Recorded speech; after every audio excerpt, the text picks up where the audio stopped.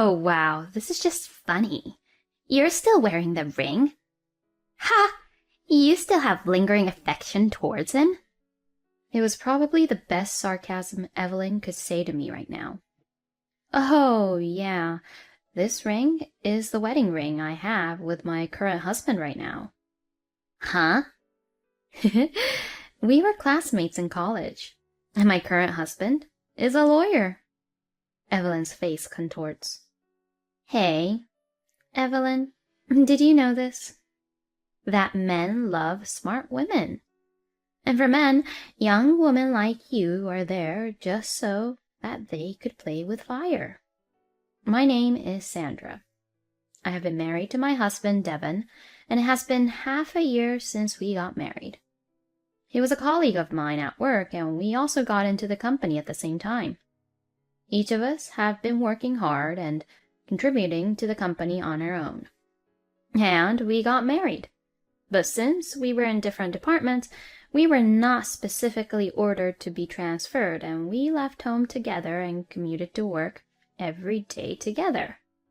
My husband is, to put it nicely, a very serious person. But if I say it negatively, he could be very delusional. I got married to him with the understanding of Devon's strength and weaknesses. Although he could be like that, if you talk to him and explain to him about it, he tends to be understanding. Everyone has their own strengths and weaknesses. I naively thought that since he would listen to me, there would be no problem if I married him. But after getting married, I realized that there was a part of him that I overlooked. When I came home from work, my husband would always ask me what happened at work. How was work today? Here we go again, is what I think to myself. Oh, it's normal. Nothing unusual. Same old, you know. It has become routine for me to answer it that way. Normal? Every day is never exactly the same, is it? Just like the seasons change from day to day, right? Even today, something different must have happened compared to yesterday. If I'm being honest, this conversation itself is really annoying and difficult for me to get through. It's easy to talk about things in the department. My husband is right. Many things happen every day. But I can see that if I talk about it, it will be even more bothersome. It's going to be a long chat, and it's not like we can find a good solution or anything like that. I come home tired from work, but he says, This happened to me today. He can talk for hours on end about trivial things that I could have ended the conversation with, I see, that's life, I guess. I can't seem to just enjoy the conversation with my husband. Today, a new request for approval was made in the planning department. And like this, he gets information really quickly. If he knew from the beginning, what's the point of asking me about it? Oh, that. Yeah. It was you who requested that approval, wasn't it? Yes, so you knew it, didn't you? Of course. I will always have information about what's going on in the company. Especially if it's related to you, Sandra. Oh, is that so? So, about that proposal. Here it is. This is what I don't like. Maybe you should have asked me for some advice. You know, I told you before that I can't consult about it with you, right? Yes, but it's one of the company's most important projects, right? Shouldn't we take in the opinions of as many people as possible? I think my husband is right. However, I am not going to listen to my husband's opinion, because my husband is supposed to include his opinion in the proposal beforehand. It's not just a matter of frequency. It's a matter of how he thinks that what I say is right is the problem here. Each time this happens, I admonish him. If I explain it to him, he finally understands, but honestly, this is getting really difficult for me. Just a few years ago, he never used to tell me how to do my job. Since we got married, my husband was always trying to do his best to proceed forward. I thought he was a very dependable person, but he's not good at the house chores at all. My husband had lived at home before we were married, and all of the housework was new to him. He tried to be properly proactive and do the housework, but this made me do the house chores even more. He could not cook, but one day he put a lot of energy into cooking dinner for me. I am very grateful that he made it. I could taste that he put all his effort in making it. Thank you for cooking dinner for me today. Yeah, but it doesn't taste that good, right? I wondered for a moment what I should say to that. Oh no, don't say that. There is a gray stew in front of me. Burnt bits are floating, and it is very thick. What did you put in for the ingredients? Huh? Oh, you don't know? Of course I would know. Because there's a gray slime in front of me, and I cannot see the shape of the ingredients at all. It just looks like a liquid food that you eat when you're on diet. It's mushroom stew. I put beans and mushrooms. So, I guess it's more like beans and mushroom stew. It's my original recipe. I see. The gray stew was very crunchy too for some reason. Did you cut off the stems for the mushrooms? What's that? They are not inedible, but I usually cut off the stems from the mushrooms. And now my husband is in a bad mood by this comment. My husband is the type who would always try to show off how he would do this and that. But when he was in the position where people would give advice to him, it seems like he can't take that very well.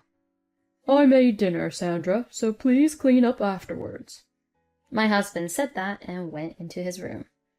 Normally, I would have felt bad at my husband being in a bad mood, but I was relieved at that moment. All I could think of was that I would not have to finish this bad stew. I took my plate to the kitchen and was really surprised. There was a huge amount of gray stew in the pot. The sink was a mess. My husband, who was cooking for the first time, couldn't seem to cook a meal while cleaning up. I sighed deeply and finished cleaning up the kitchen. I put the stew in the fridge, but Devon never touched it after that. It must have not tasted that great, huh? After that, my husband managed to cook, but his skill did not improve at all, as he does not like other people's advice. And as usual, the kitchen was dirty. I got fed up with this and began to actively cook meals. Then my husband said he would be in charge of doing the laundry. He's trying to find his own role in the house chores. I really appreciated his thoughtfulness, and I was grateful for how he behaved towards house chores. But even with the laundry, he would screw it up. Whoa! What's wrong? He shouted loudly as he took the clothes out of the washing machine to hang them up to dry. What the heck is this? Oh yeah, you left a tissue in your pocket, didn't you? Oh, well, I could just clean and pick them up later, right? He never apologizes. I'll start it over. You don't have to. I'm fine with it. But I don't like it. Oh, well, then just redo yours. I'll just hang them out to dry. There will be dry tissues all over the balcony if he does that. Who does he think is going to clean the balcony then? Sure enough, dry tissues were everywhere around the balcony. But my husband didn't seem to pay any attention to that. He did not even try to listen to my advice this time, too.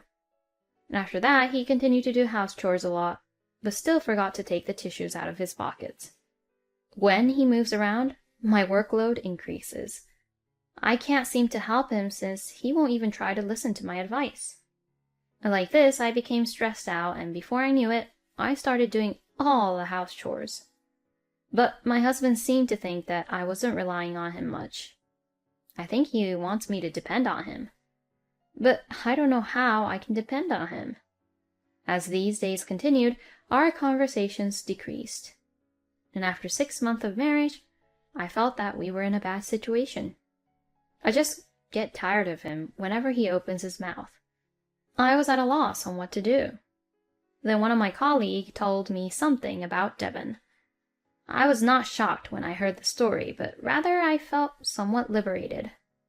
And soon after, my husband told me about it. I need to talk to you. What is it? I want us to break up. Does that mean you want a divorce? Yes, that's right. Can you please tell me the reason, just in case? I want to remarry Evelyn. Oh, so the rumors are true. Yes, I had heard from my colleague that there was a rumor that Evelyn, my immediate subordinate, and my husband were having an affair. Fine, let's get a divorce. Are you sure about that? Fine or not, as long as there's no love here, there's no need for us to be together, right? I knew it. You don't even think about stopping me here, huh? This was my last bet. Huh? I was going to stay if you were going to cry and stop me. But you don't care about me anymore, huh? Can you please not say anything so stupid? Your last bet? This isn't kids' romance. We're married, for God's sake. Be realistic. You're always realistic like that. You changed so much after you got married.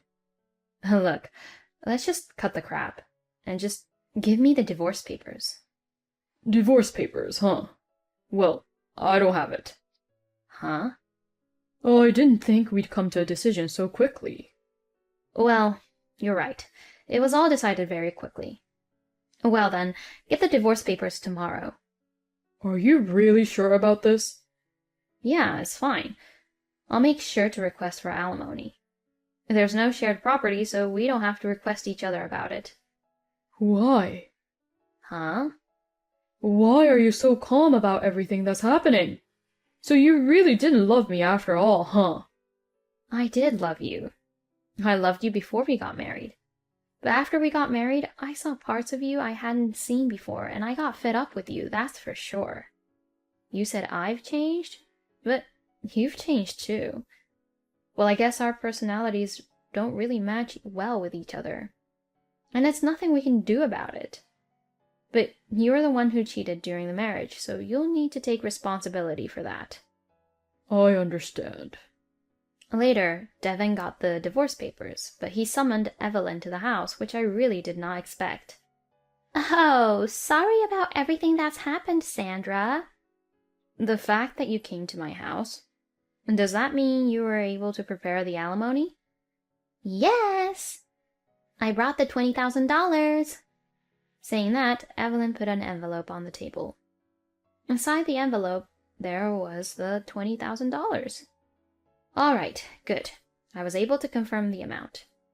And did you transfer the $30,000? Yeah, of course. When I checked it on my phone, I found that the money was also transferred to my account properly. Well then, now that that's done, I have nothing more to say. So can you please leave? You're the one who's leaving though, right? Because this house is owned under Devon's name, isn't it? Excuse me? When I look at my husband, he is looking down without making any eye contact. Ah, I get it. There seems to be some kind of misunderstanding.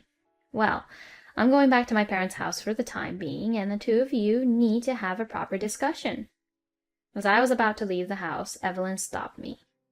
Sandra, men, you know, like girls who are young and are amazed at anything they do.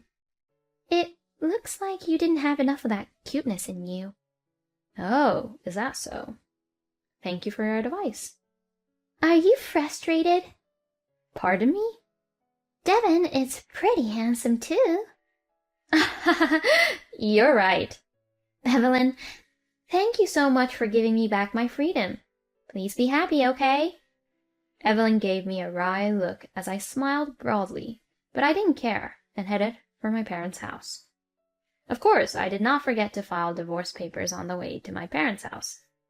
After the divorce, I commuted from my parents' house to work, but after Evelyn came into my house, I could not find her anywhere at work. 3 days later, I was informed that she had resigned. It seems like she had gone back to the countryside. I thought to myself, I don't understand what this means, but it's none of my business. I went back to my parents' house and was having dinner when my ex-husband came to visit my parents' house. Oh, what do you want? Are you ready to move out of that house? Let's start over. What? Evelyn was only with me for money after all. Oh, well, yeah, most likely. You knew that? Of course. She worked under me and she's been talking about going to blind dates and looking for rich guys. You were probably mistaken for a homeowner and the son of a wealthy family, right? How do you know? You lied about the house being in your name, didn't you? You're so stupid. Since you like to show off, that's why you get deceived by girls like her. That house was given to me by my father, and it is definitely not my ex-husband's house. Hey, let's just start over. No way. Why? Because I'll teach you all kinds of things again. So I'm telling you, that's what I hate. I mean, you're in sales, aren't you? Why are you interfering with my work when I'm in the planning department? And in your case, it's not even an advice. You tell me to make the proposal that you come up with. I really don't like that. It really just bothers me. Anyway, I will never get back with you again. I see. Then give me back the money I've been providing for you. It's like you should be indebted to me. What the hell are you even talking about? You've never, ever provided for me. Before we got married, at our wedding, and during our marriage, we split everything. You know that I have no concept of making men only pay for me. No. It's not no. If you insist, why don't you bring all the receipts with you? I hardly depended on you. You better get out of that house in a week, or I'll hire a lawyer and sue you. I slammed the front door behind me. After that, my ex-husband, who had no money, moved out of the house he was used to living in, perhaps wanting to avoid causing any problems. And before I knew it, he had left the company as well. According to my in-laws, they don't even know where Devon is. Well, I predict that since the affair between my ex-husband and Evelyn was known throughout the company, he could not continue to stay at the company. I have become the center of attention too, but I have done nothing wrong. As I pushed forward with my work confidently, that incident was no longer a topic of conversation. Then one day, 3 years later, I saw someone on the street. Oh, it's been a long time, Evelyn. Oh. It had been 3 years, but she seemed to remember me too. You broke up with that person, didn't you? So? Are you still single? It's none of your business. That's true. Handing out flyers in this cold weather is a tough job. Good job for doing it, Evelyn. Oh, wow. This is just funny. You're still wearing the ring? Ha! You still have lingering affection towards him? It was probably the best sarcasm Evelyn could say to me right now. Oh, yeah, this ring is the wedding ring I have with my current husband right now. Huh? We were classmates in college, and my current husband is a lawyer. Evelyn's face contorts. Hey, Evelyn, did you know this? That men love smart women. And for men, young women like you are there just so that they could play with fire. Well then, bye. I smiled at Evelyn as she stood there, and I started walking again. That was pretty mean, wasn't it? But I felt like I could take a revenge on everything that was done to me at that time, and I felt totally refreshed and started to move on forward. Thank you for watching until the end. Please subscribe to our channel. See you in our next video.